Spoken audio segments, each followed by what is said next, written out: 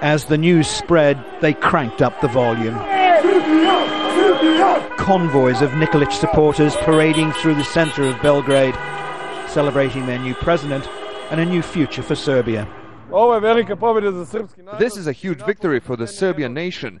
We finally managed to overthrow a man who held all the levers of power. Now finally we have a president of the republic who can watch over parliament. The former hardline Serb nationalist Tomislav Nikolic was quick to claim victory just an hour after the polls closed.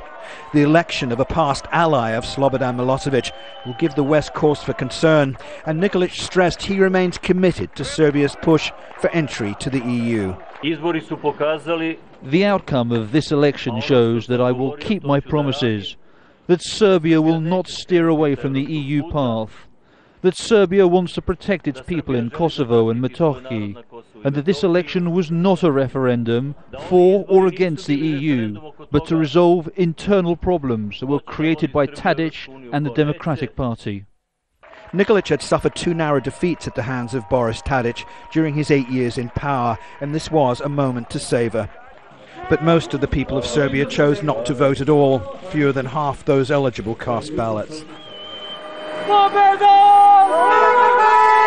A night of celebration, but the real work starts on Monday.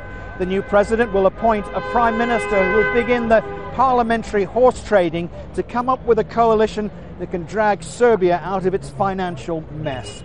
It's going to be a tall order. Peter Sharp, Al Jazeera in Belgrade.